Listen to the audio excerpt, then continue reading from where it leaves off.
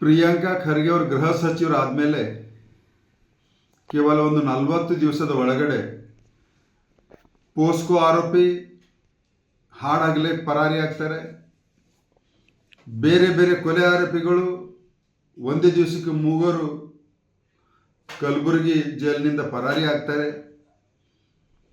ಹಾಗಾದರೆ ಗೃಹ ಸಚಿವರೇ ನಿಮ್ಮ ಸ್ವಂತ ಜಿಲ್ಲೆಯಲ್ಲಿಯೇ ನಿಮ್ಮ ಆಡಳಿತದ ಕಾರ್ಯವೈಖರಿ ಸ್ಪಷ್ಟವಾಗಿ ರಾಜ್ಯದ ಜನತೆಗೆ ಅಷ್ಟೇ ಅಲ್ಲ, ರಾಷ್ಟ್ರದ ಜನತೆ ಕೂಡ ನೋಡ್ತಾ ಇದ್ದಾರೆ.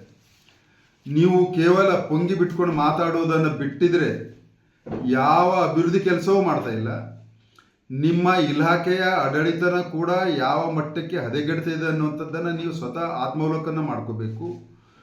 ಮತ್ತು ನಿಮ್ಮ ಸ್ವಂತ ವಿಧಾನಸಭಾ ಕ್ಷೇತ್ರದಲ್ಲಿ ಮಕ್ಕಳು ಆಹಾರವನ್ನು ಸೇವಿಸಿ ಯಾವ ರೀತಿ ಅಸ್ವಸ್ಥರಾಗಿದ್ದಾರೆ ಅನ್ನುವಂಥದ್ದನ್ನು ಕೂಡ ಇಲ್ಲಿಯವರೆಗೆ ನೀವು ಭೇಟಿ ಕೂಡ ಕೊಟ್ಟಿಲ್ಲ.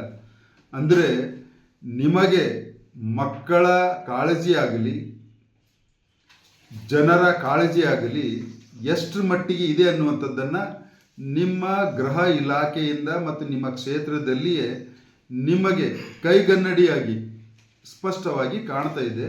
ಮೊದಲು ನಿಮ್ಮ ಇಲಾಖೆ, ನಿಮ್ಮ ಕ್ಷೇತ್ರ ಸುಧಾರಿಸಿಕೊಂಡು ಇನ್ನಿತರ ವಿಷಯಗಳನ್ನು ಚರ್ಚೆ ಮಾಡಿದರೆ ಒಳ್ಳೆಯದಾಗ್ತದೆ. ಮಾತು ಕಡಿಮೆ ಮಾಡಿ ಕೆಲಸ ಜಾಸ್ತಿ ಮಾಡಿ.